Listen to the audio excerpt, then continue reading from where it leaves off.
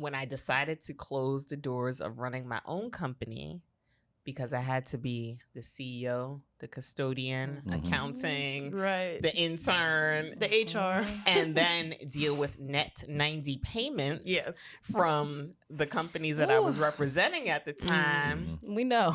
And my credit score went to 530. I was like, all right, so you won. Here, I am closing the doors. Wow. And I'm pulling up Indeed.com and going to search for somebody else to cut the check. And so I found an incredible opportunity at a company called Transform Films, where they were looking for a head of social impact, and the arena was documentary film. And it was the first time I saw a job description, and every bullet I was like, that's me, and that's me, and that's me. And let me see. Born for it. 20 minutes after I submitted, they called me. Wow. The next day I had my interview. By the end of that day, I had the offer. It was a 6-figure job. The most amazing, amazing people. And that's how I ventured into television and film.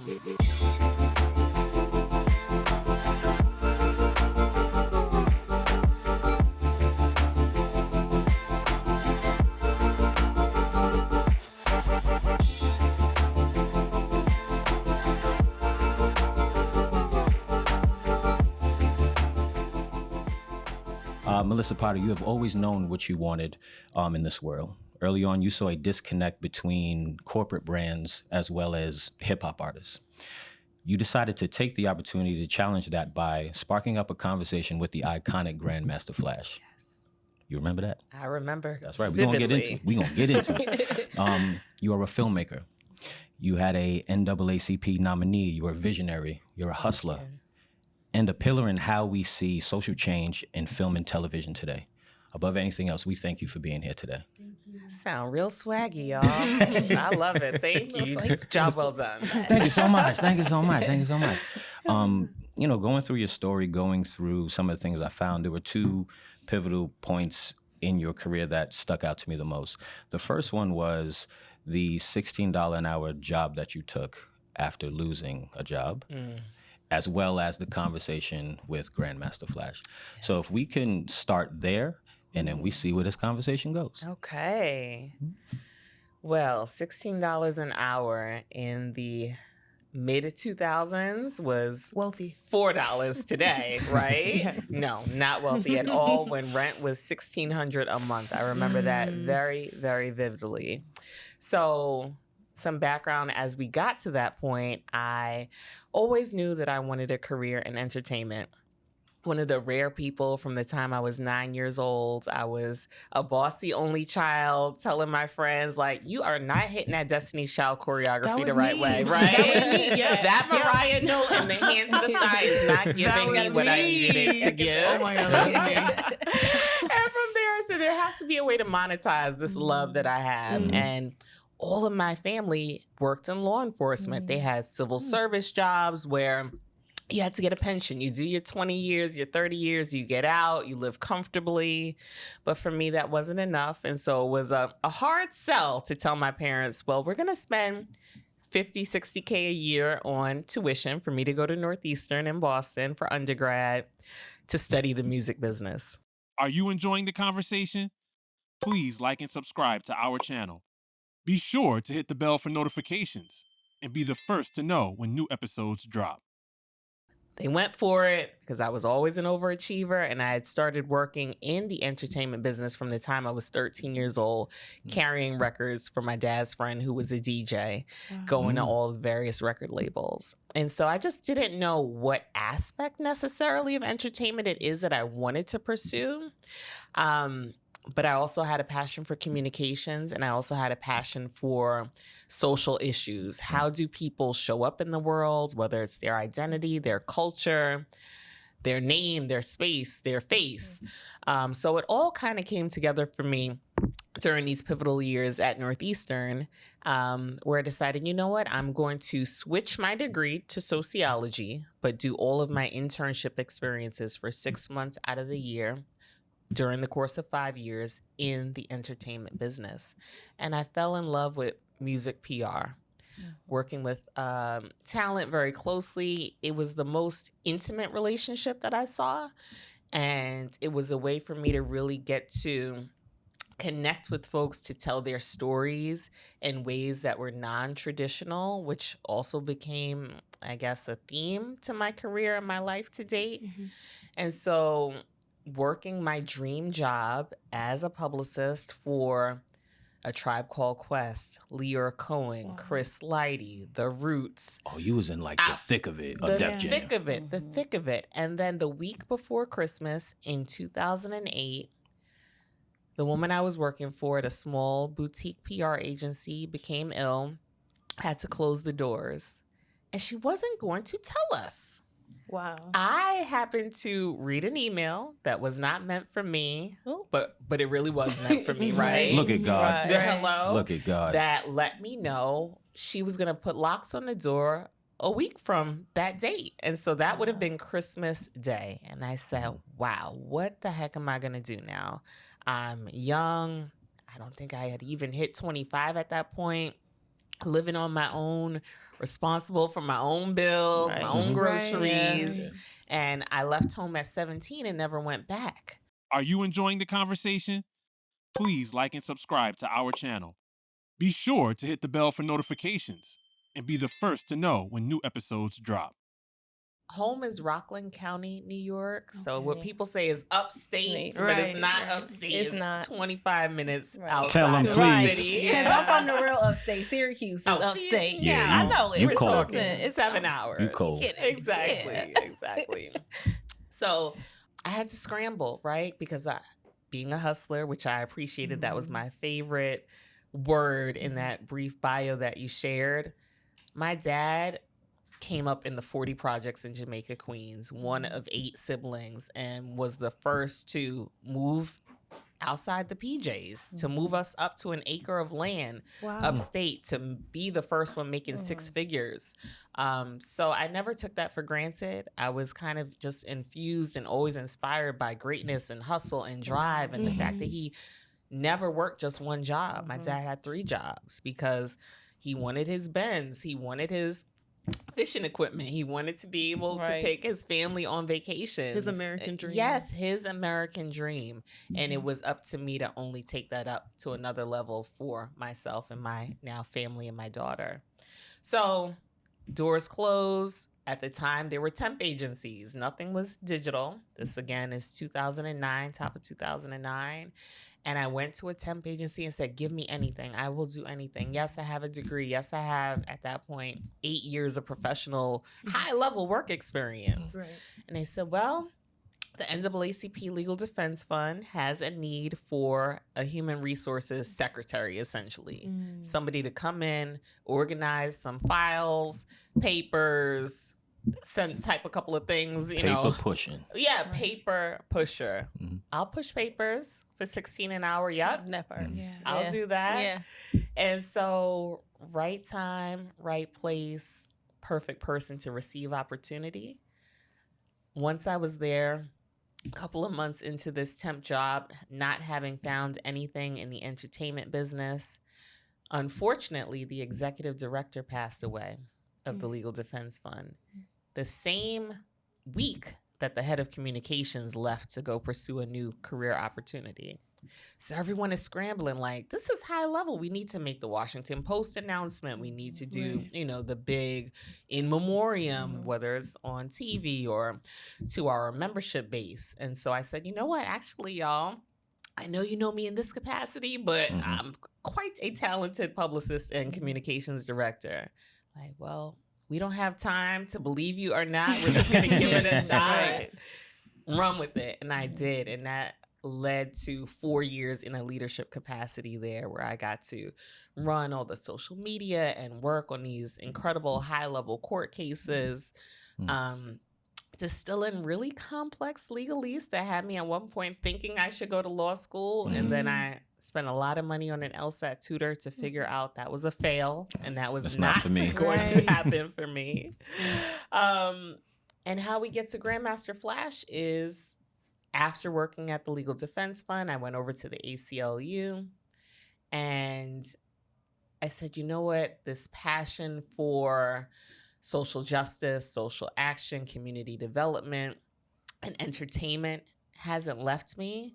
And I don't believe in leaving skill sets on the table. So I'm going to take a leap and start my own company. I had no money in the bank, y'all. I was still literally surviving off of a little more than $16 an hour, but it was still a nonprofit salary over the years. And the same month it was that I decided to take the leap and go to LegalZoom.com and create my own LLC, I was heading off on a vacation to Cuba. And en route to Cuba, stopped in Miami.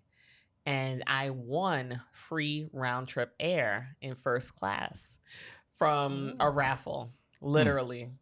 And you were in just first class, hello, like lucky. Yes, Yeah, very, very blessed. crazy. In first class was Grandmaster Flash, so I didn't want to bother him on the flight. Oh, he was on the plane. He was on the plane. I'm thinking that you were like at baggage claim. And well, when we got off, we're at baggage claim, and I just walked up to him like, I'm in the Bronx right now too. Right? I know my hip hop. I'm knowing everything. Right, Now he's gonna leap onto something that I'm saying to say, all right, let me give this girl a shot. And it wasn't really a hard sell. He was like, matter of fact, homie, next week I have the Get Down filming with Netflix, which at the time was Baz Luhrmann's biggest production, almost $100 million to put that together with Jaden Smith, incredible cast. There was a lot of afros they had to buy. Yes, and I said, you know what? I will work for free. I had a company, I had bills, but I said, I will work for free if you let me be your publicist. So let's do it. Can I ask you a question? Yeah. You, at 17, you left and you never went back home. Correct. And you've had so many moments where you just took a chance on yourself. Yes. Do you feel like that's just kind of been innately in you from the beginning, or there was like, or did you ever have a moment where you're like, I need to go back home? Because there are people who, like me, I never went back home. Once I left, it was like, we gonna figure it out. Yeah. So how did that feel for you? Because at each of these pivotal points, it was like you took a huge leap of faith, or you just stepped out on faith and showed up for yourself. Yes. What was that experience like in those moments where it was like it got really hard, but you're like, I can't look back? Definitely. I feel like scary would be the default, but I actually wasn't scared. It just felt like keep it pushing. Even in dark days that I may have, that same spirit of keep it pushing is what gets me through. And so embracing the pivots, knowing that I did have a cushion, right? If I ever really, really needed to, mom and dad would cut the check. Right. Mom and dad would say, come back home. But I'm also incredibly stubborn. I'm a Taurus. And I did not want to prove them right to say, go take that corrections test, follow my footsteps and be a court officer. And that's really just what fuels me to keep saying, let me try, and let me take on a second job like my dad did, take on a third job like my dad and my mom did. So how did you worked at one place for $16 an hour, then you took the leap of faith again to say I'm gonna work for free. Yes. How did you manage yourself financially going from that place to then be like, I'm gonna work for free and do everything? Let us take notes. So what what were you doing? I don't recommend what I did, okay? Because I am paying for it to this day. Wow. I'm hoping President Biden will do right. Please. But I decided to go to grad school, and I went to NYU for my master's at the same time. Wow. And I took my student loan money. Yep. Support man, you did myself. Yeah. So now $245,000 later. No way. Because they used to just deposit it in the account. Yes. Right. No questions. Same thing happened with me. We all know that. Same thing happened to me. Yeah, we know about that. We know a thing or two. Yeah. Who is trusting 18, 25-year-old? Like, I was not equipped. Chase. But they knew that they were going to get their 7% interest on the back end. And I said, you know what? I'm just going to skim a little off the top. This is for NYU. This is for me. This is for me. This is for me. And ask me how I got my first car. How did you get your first car? You already know. You just said it. You already know. But I wonder. Exactly. This is a question. Because someone said to me the other day, they were like, there's so many talented people in the world. And the thing that really makes an entertainer, breaks entertainer is luck. And I told them, I said, no, it's sacrifice. And I wonder, like, for you, like, moments where you were like, you know what? it's worth it. Yeah. It's worth it. Like, what is that kind of mental conversation that goes into it? Because I don't necessarily believe in luck. I believe it's like I'm walking with destiny and I'm just not going to walk away. I tell people I just never got to plan B. So it's like when you're thinking Melissa's plan, you're like, okay, you know what? Sacrifice. Like, it's worth it. It's worth it. It's worth it. And you're still saying like you're waiting for it to pay off in some ways. So Absolutely. what do you think about that? Incremental wins. Right. So Explain really that to me. embracing the little Small wins. wins. Small, chipping Like, give away, me chipping one. away. I was out in LA at a friend's house party. And if you go to house parties in LA, Right. You're gonna folks meet don't somebody. you're always going to meet somebody. Absolutely. Yeah. Whether Yeah. they're faking it or they're legit. You're Making going it, to meet yeah. someone, A right? little both. Yes. A little more bit than of the both. But Elle Varner, who at the time was riding high off of her song Refill Right. and Only I Want to love Give that It to song. Oh, the joint, can I Yeah. get a Refill? refill? I'm not going to hit the Yes. high I'll note. spare you the Sunday Yeah. Mariah note. See, I direct. So if you want to Right. try it, I got you. But Elle Varner walks into the party and Cece Peniston was on stage. And she's a friend, a personal friend. And she's doing just a pop-up little jazz, something. Elle Varner comes out and it turns into this incredible just jam session in the living room of this home. And I said to Elle, again, I walked right up to her. I have so many ideas. I'm a publicist. I have my own agency. Grandmaster Flash is my client. I'm working with Netflix. Yeah. Lie. Put a little bit of truth, but I'm not getting paid. But Mhm. nobody has to know that. Right. Doesn't negate the work that I'm doing, right? Doesn't negate the experiences and the network that I'm growing. And she said, I want you to talk to my dad. When we get back to New York, talk to my dad. We met up. We went out to dinner. And she became my second client. Cece Wow. became my Paid? third client. Paid. Paid. Old Yeah. school CC Peniston became your client. Legendary. Wow. Cece Peniston became. And do you know how many times Finally plays in CVS? Yeah, that's you. Calculate. That's you. Calculate. More spins than today's artists are gonna get on Tidal or Right. Spotify. Right. So that's long money. So this It's is a true classic. That's crazy. Absolutely. You're really living the fake it till you make it. Like, yeah. Yes. Yes. And so Yeah. I will say throughout my 20s, fake it till I make it was my mantra in this survival mode and what enabled me to keep pivoting, But right? you didn't feel like a fake, right? But I did. And it took me therapy and being now 38 years old to realize that era of sleep is for suckers and hustle, grind, P. Diddy, Jay-Z, everybody that was in my time of growing and influence, the mental health aspect of that was negated. Do you have an audio podcast? Are you looking to grow your audience? Partner with Prosper Digital TV, a virtual and full-service video production company. Visit www.prosperdigital.tv or call 718-622-0062 to get started today. And the imposter syndrome that we Yep. all know, that is really what faking it till you make it is. Are you showing up as your authentic self versus when I started to be truthful about what I didn't know, what I wanted to learn, who I needed to meet, what I needed to be exposed to? That's when all the doors to my success have opened up. What parts of yourself did you feel you were hiding at that time?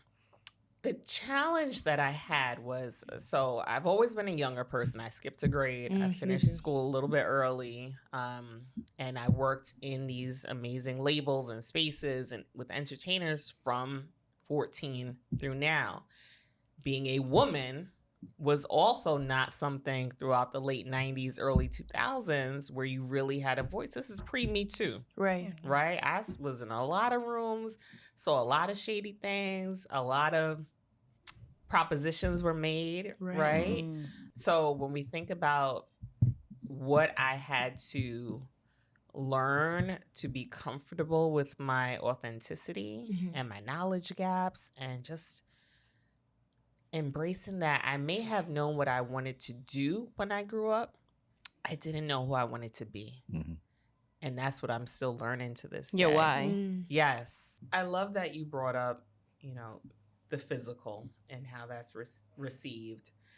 So a lot of folks don't know, but I lost 130 pounds. And I I feel almost like a spy now. Because you someone, remember. Because right. I remember what it was like to be the heavyset Black woman in the room, and folks expect you to either be their mom or their auntie and or hug funny you in the bosom, Oh, the right? Or always so funny. Or the comedian and always, you know, the permanent light, auntie figure, right? Yep. So when we talk about imposter syndrome in my earlier days, I utilized some of those tropes and those stereotypes to make folks feel comfortable, to allow me into the room.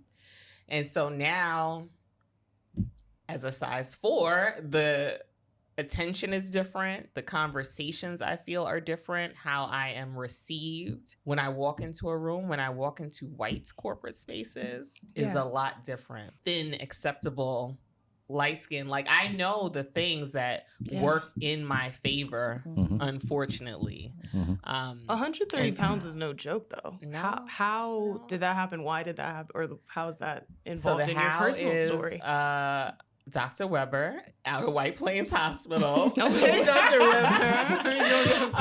Because you look great. Amazing. Thank you. You know, I have a 3-year-old daughter, and I had a really rough pregnancy. I gained 70 pounds during my pregnancy. I had sciatica, I had carpal tunnel. Wow. That coupled with, after giving birth, we went right into lockdown.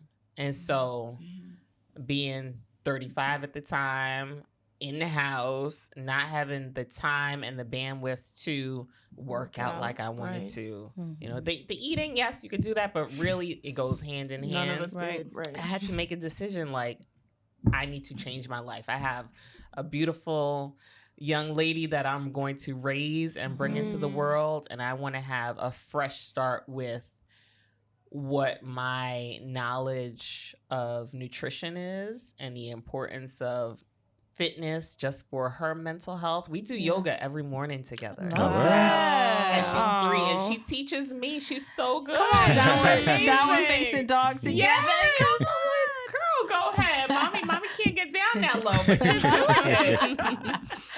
I was her executive assistant, and Mona at the time was the president of Violator Management, and our clients were 50 Cent, Missy Elliott, Busta Rhymes, and it was tough. It took me, now we're peers at Paramount together because she executive produces Love and Hip Hop, and we see each other in these spaces, and now she comes to me, you know, on occasion for advice. And little 20 turning 21-year-old Melissa, I was so afraid of her. And her power and her expectations of me, that for years I would grumble about the PTSD that I got from. But now on the other side of the coin, I said, she had to show up that way.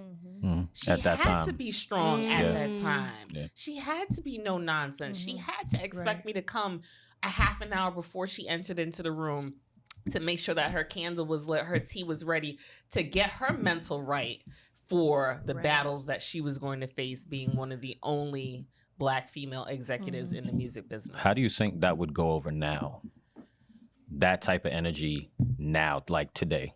Do you think it would be received? Because I'm going to be real. Like, I feel like people today are just a little bit soft. Yeah. Like, they can't take criticism. They can't take, you know, like, I said this, but it's just, I just don't know if that type of person, if they were here today, many people would last. 100% agree.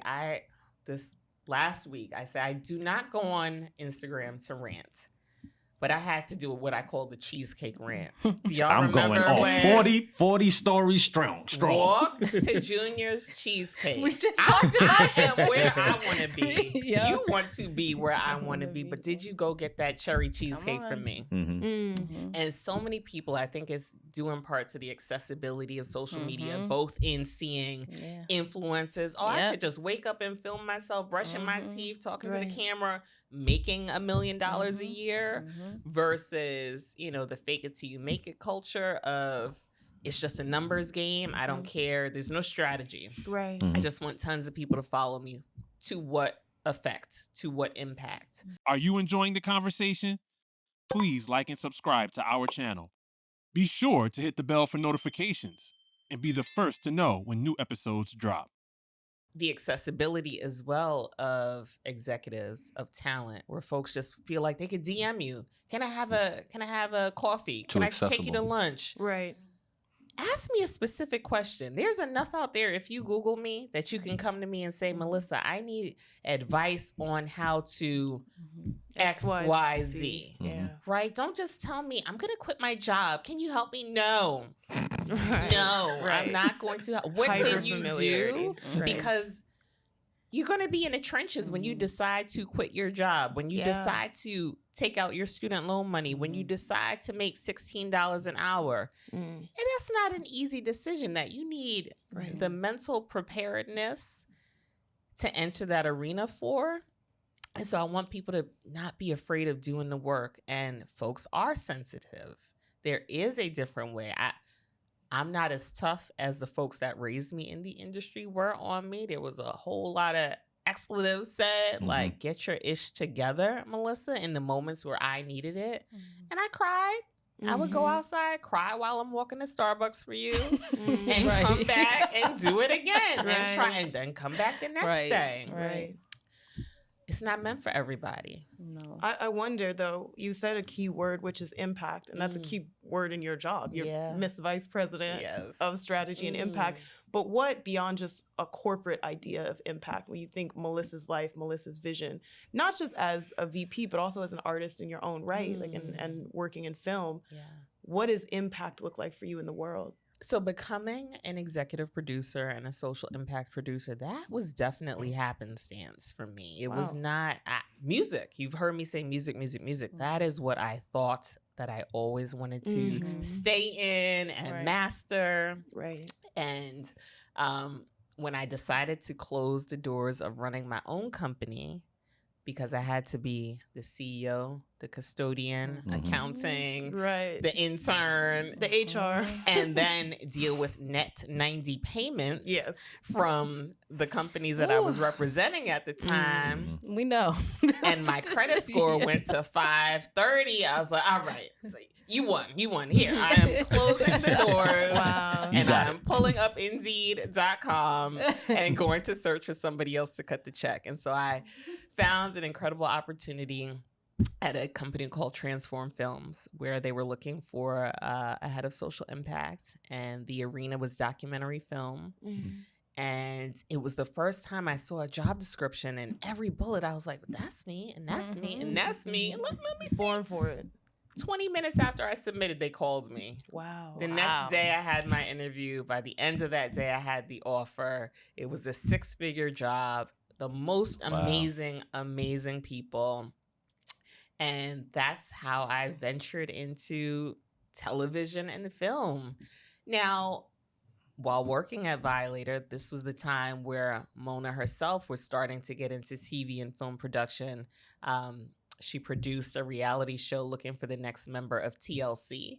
So I was kind of just as an executive assistant, seeing the contracts come across. And so I had a little bit of knowledge about different spaces, but I really had to learn. I really had to, have a presence at film festivals and start to build an entirely new network than ever before. And so when we talk about impact for me, realizing the impact of stories to change is, oversaid, but it's so true. Change hearts and minds and change culture. And it took me back to, well, you're a sociologist. You have a very pricey degree from a very amazing university studying this very thing. And it's how do we bring these stories through sociology and people, cultures, experiences to life in a visual way. And I said, you know what? I do actually love watching a lot of TV, and I do love reading autobiographies. And so it all kind of came together in this very organic way where I ended up, as you mentioned in the bio, being nominated for the Impact campaign that we led for the rape of Reese Taylor.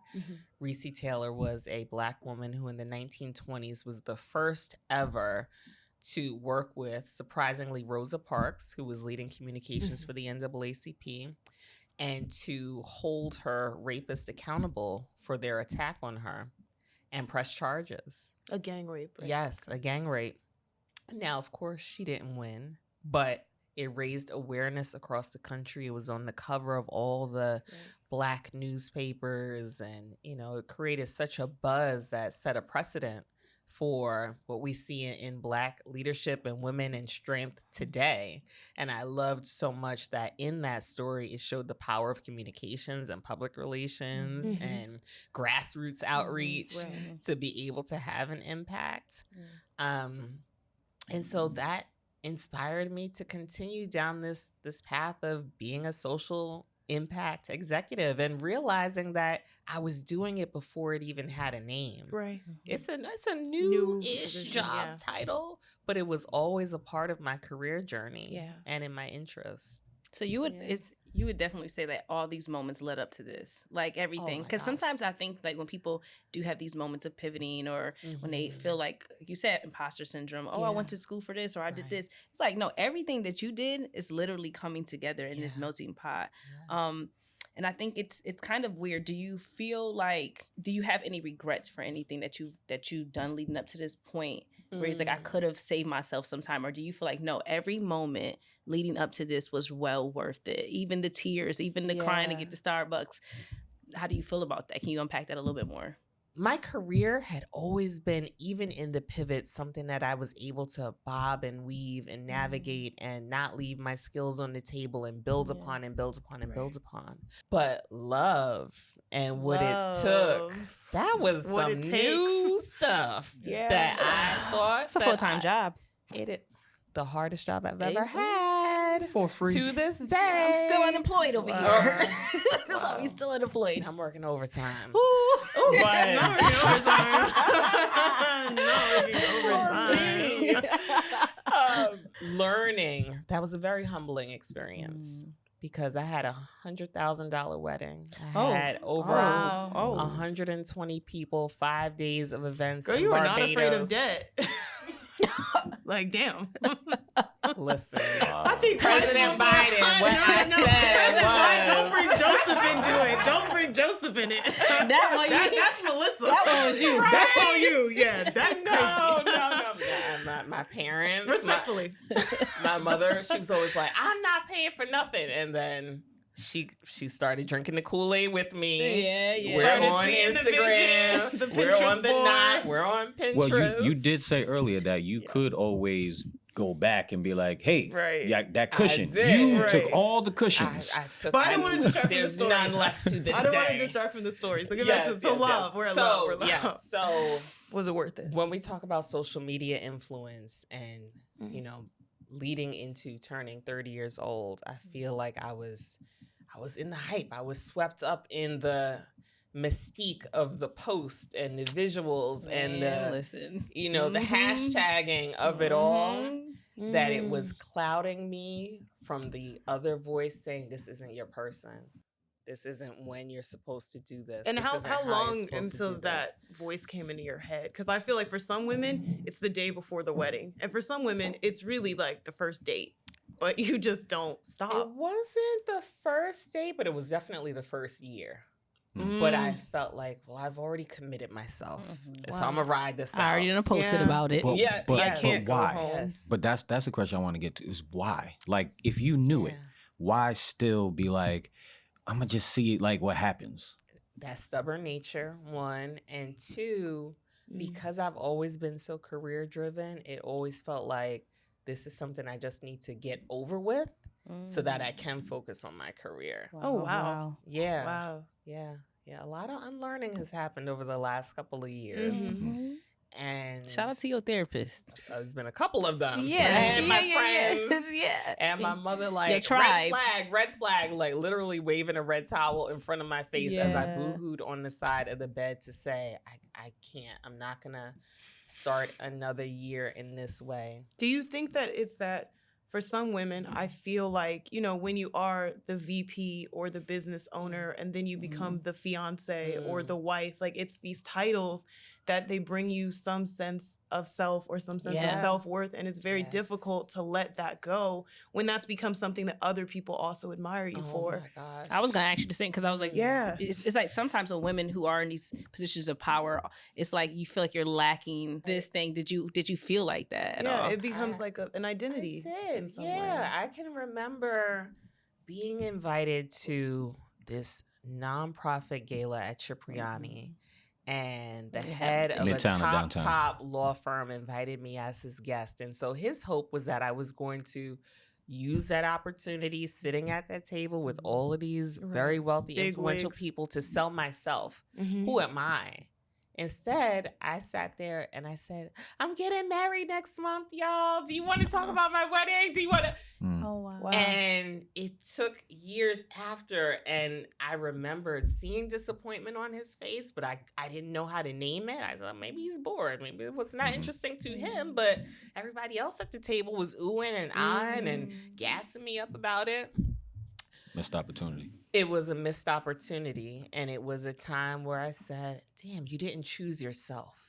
You have to choose yourself, even in wanting love and even in wanting to, in parenthood, give my all. Right. But you have to choose yourself, or else you're just not going to show up in the best way for the people that you're responsible for.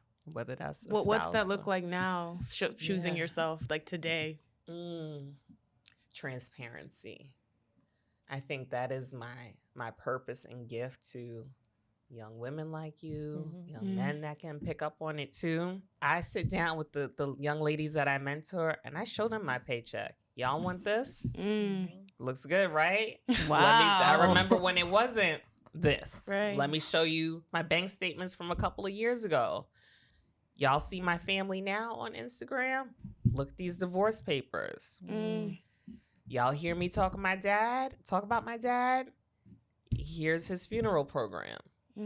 Right? So what it cost. Show the cost. What the cost is and what the reality is. This shit is not a fairy tale. And you have to be okay with not only making those pivots on the professional level, but in the personal level, life is going to throw some things your way. It may not have come yet, but let me prepare you for being true to yourself and being unafraid to make tough decisions, because joy comes in the morning. Can you explain how what's like, for me, I want to know this personally, but like, what is a way that you can continue to deliver this authenticity, this transparency on a larger level to people who want to be in positions like yours, maybe on your social media platforms, or how do you kind of lace this in your branding for your own personal brand so that people can like see it? I mean, obviously you're not going to show your bank statements on social media and stuff like that, but like, what do you do to continue to like push that narrative out there? Because I do think it's necessary. And I mean, I personally want to know. Aspirationally, I am writing a book now.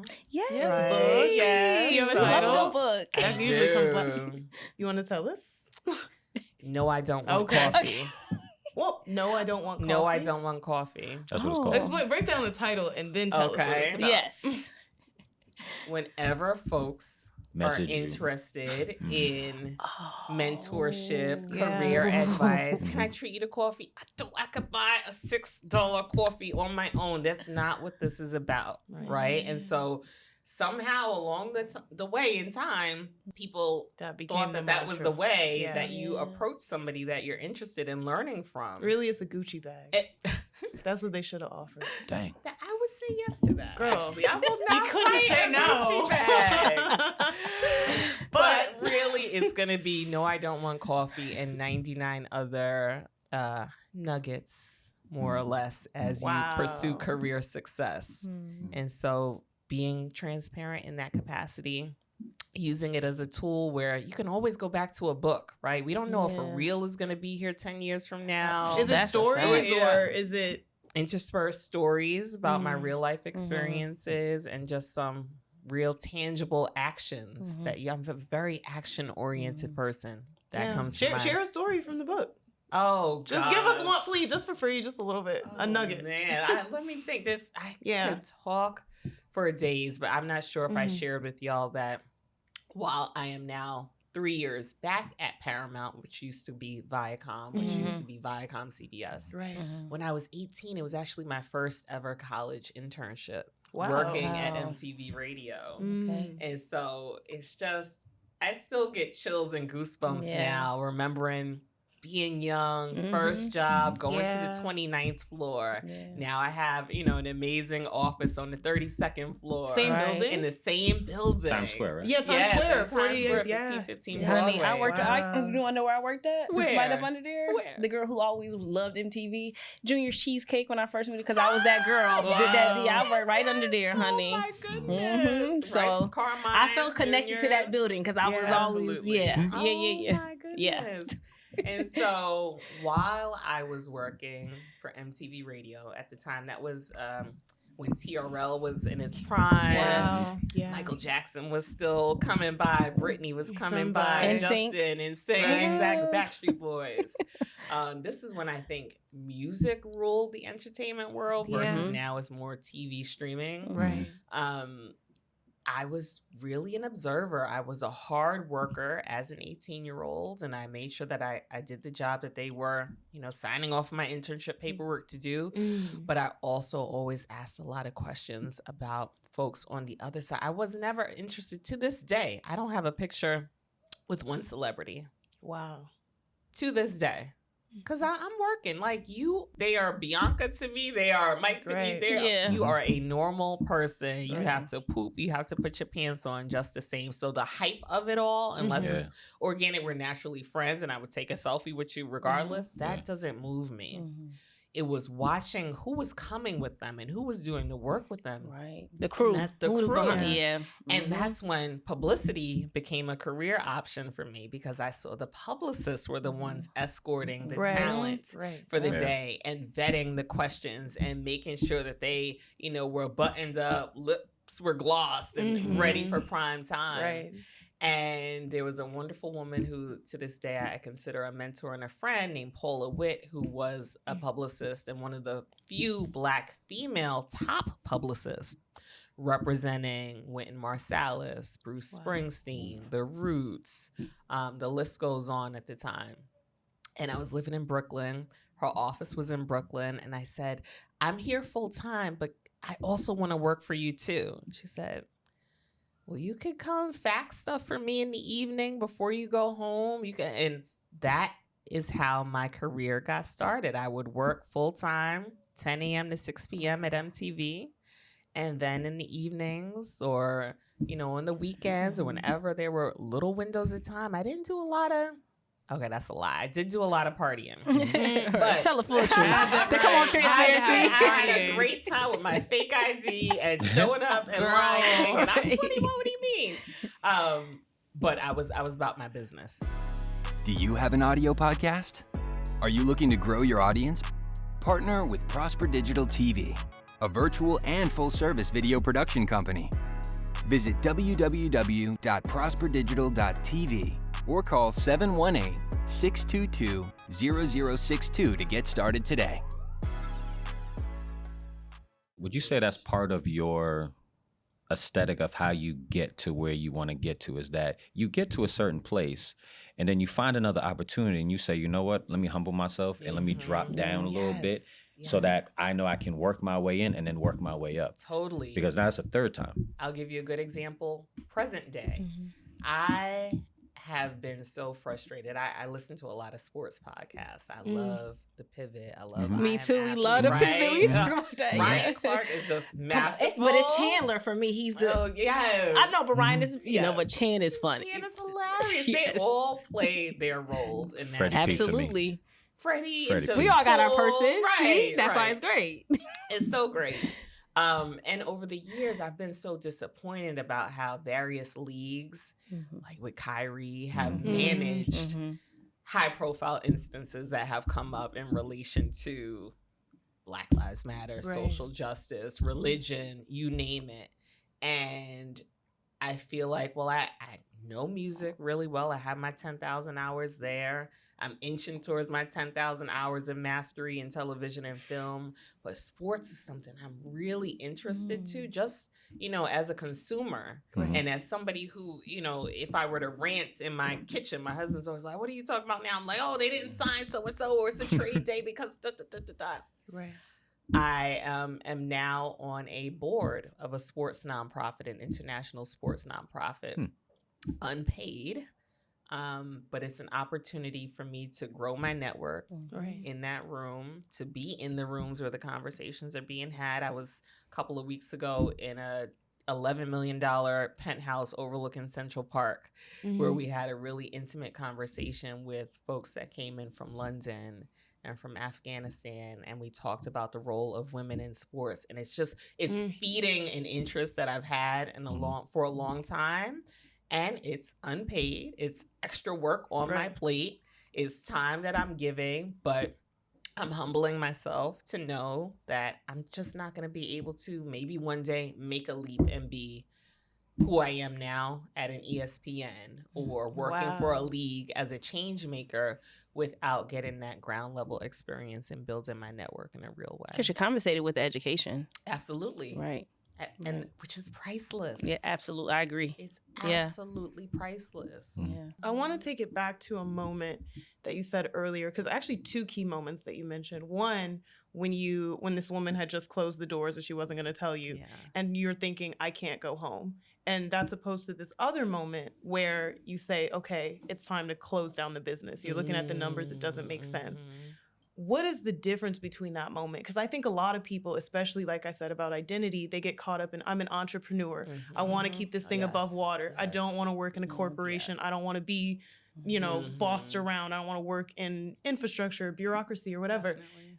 How do you know when to let it go? And it doesn't mean, obviously, like you said, like you can always pivot, you could always build something new, but that moment, I can't go home, versus that moment, it's time to pack it up. What is the wisdom there and the difference in that moment? When the negative impact outweighs the benefits of staying in that experience. Wow. Professionally and personally, right? So when the negative starts to outweigh, when the bills were piling up and I can't tell Sally Mae at the time, but Netflix said 90 days, can you wait? I can't tell my landlord 90 days, Yeah. Right.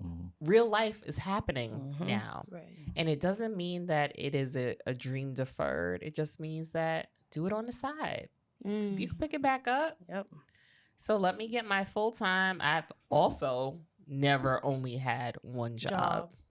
Like your dad. So I did my stuff on the side that I wanted to do until did I you was feel like able a failure? I didn't because it was such a big accomplishment to take that leap and to just truly, organically, masterfully build it on my own. Yeah. Where it became a brand. In New York City, I would hold events under my company name was Think Big, Think You. I worked with a friend. We threw the first ever hip hop and wine festival in New York State.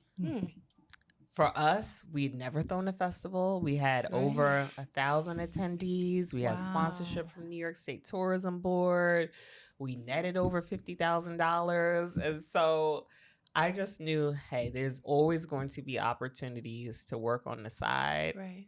But it's time. Take a pause. It's time. And I like money. I like nice things. Like, girl, at the end of I the like day, nice things too. Talk who about wants it. to be poor? Right. Yeah. Right. So it just was not.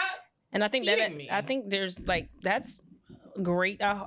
For me, I'm like, that's like reaffirming everything I've been thinking lately, because there's this dynamic of like with creatives, especially where it's like, no, I got to stay in my creative bag. I got to stay in my, you don't, you want to, I'm not going broke to be creative. I'm sorry. Like I'm not, and I'm happy you said it, because I was thinking it. Yes. Like, and when you said, I'm like, listen, because a lot of people too, like the couch hopping thing, they'll go The well. starving artist. Yeah, trope. like that to me. Doesn't have to be. Listen, I moved to LA for 6 months. Baby taught me everything I needed to know. Yes. I was like, let me go on ahead, pack it back up. Yeah, and because I had to learn what you just said. Like it was a teachable moment. Yeah. And I think we got to continue to just share that and be honest and transparent about these moments, because people, I could have acted like, yo, that was the best thing ever. That was the first time I no, it was not. Right. It humbled me Right. a lot. I'm sure you have so many stories about how you were humbled in life in these moments, but I'm sure that one was a pivotal moment for you. Definitely. Yeah. Do you feel like now, do you have like these daily, like, cause I mean, you're VP now, right?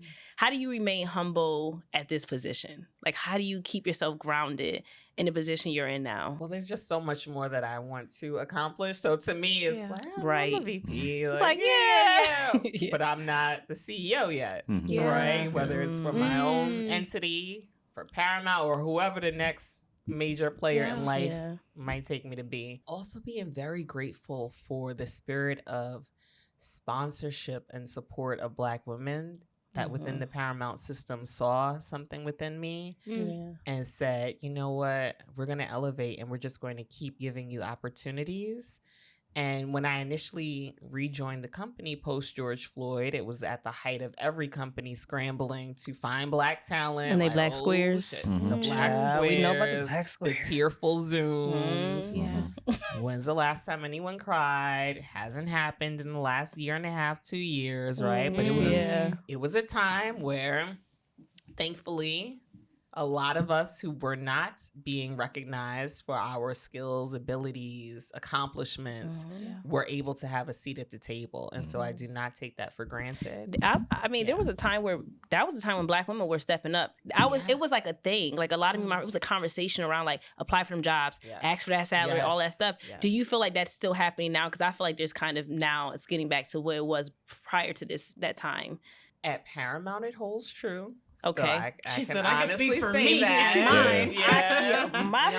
No. She said, as for me. What I appreciate in the work that I do is that we embrace a spirit of not always getting things right and being really transparent about those mistakes because they've happened in such a visible way that have impacted pop culture. There was a time where MTV would not play hip hop. It wouldn't play Black artists. Not hip hop. Michael Jackson, like folks of that nature at that kind. There was a time where Real World Season 1 painted someone like Kevin Powell as the angry Black man. And the years that he's a close friend now of impact that had on his life and his career. And so that's why it's good for Paramount. I'm sure we talked about this. It's like programming like Real World Homecoming where they get to go back and show that and shine light on. And also still some of the underlying issues he's dealing with that same narrative being told about himself. Yeah. And Kevin can remember there were no female producers working for the Real World at that time, right? So we all as a company said, you know what? We're going to embrace a spirit of counsel versus cancel. But our baseline is do no harm. And we've done a lot of harm already that we need to break apart and start again. But I think a lot of companies just wanted to cut the check. Yeah. And then when it came time to say, well, where did the money go? What did you fund? What did you enact? Me neither. I can't do it. I just won't. Because I am tired of a certain type of story being the only type of story told. I didn't know who Mansa Musa was until a student exchange AAU basketball player who was 12 years old. Like, you don't know the richest Black man in history of the world. Never known. Why don't we know that? It's because those stories aren't being brought forth by people that look like us in the rooms. And that's where I think I'm most impactful in the space that I'm in. Wow. Because I'm able to be a champion for storytellers of color, diverse stories, right? So not only how many people are on screen that look like us, but how are we being depicted? It is so easy to say, yeah, we need 30% more Spanish-speaking characters. Right. Are you showing everyone as a stereotypical maid or gangbanger, or are they someone in a seat of influence as a judge, or you know, an everyday story? What about a story of a little Black girl getting her period for the first time? Like these are the things that we don't always have to be these superhero identities, or the most disenfranchised and abused and downtrodden individuals in the history of our 400 plus years in this country. Right. But what about the 1,000 years that came before that? Yeah. and how we were the greatest to walk this earth. So it's making sure that there's programming in place that cultivates new storytellers, new types of stories, linear, social, right? Not everything has to be a 90-minute documentary. Yeah. It could be a 60-second, really impactful short story on digital that does a great job. And so right now, MTV's working with Morehouse College, where Morehouse students are putting out, Black History Month content for us. And you're just like, wow, y'all are so good. And you're this good without your degree because you grew up with a phone in your hand and you've been a native content creator for as long as you can remember. So you know better than me how to tell a story. You just need the opportunity. Yeah. Right. I wanted to say, I know earlier you said for a long time throughout your career, your mantra was fake it till you make it. So I want to know, what is the mantra that you carry now, and how is the real Melissa Potter walking in that mantra, and where is she going with it? Where are you going next? Or where do you hope to go? What's your vision now for where you're headed? My current mantra, how I started 2023 was, and I have it tattooed on me, it says stronger than I thought. Wow. Because in every moment where I thought, this is the toughest thing that I am worn out, y'all. I can't give it another try. I can't grieve any harder. I was able to come through it. And so I just want other folks to feel inspired by that, that even though we're all going to go through some really tough times, but you are stronger than whatever that most tough moment is going to be for yourself. And as far as what's to come next, leaning into my personal brand, having conversations like this is making me realize where a void is in what I can offer as far as being, I don't want to be a motivational speaker, but just being a truth teller. Adding something real to it. Yes, being a truth teller, being a strategist, helping people become personal strategists for themselves. It's not about being a brand. Right. How are you going to strategically navigate all of the places and spaces where you want to be and how you want to show up and build those building blocks and build your networks and be very gracious and grateful as you're going about it. I'm owed a lot of thank you notes, right? Where I'm like, come on, I'm going to be transparent with you. Right. I spent an hour selling you as a reference to get that job. You can buy me coffee for that. The past success is paved with what? Trials and tribulations. My mind is at ease. Within your job, your greatest tool is my network.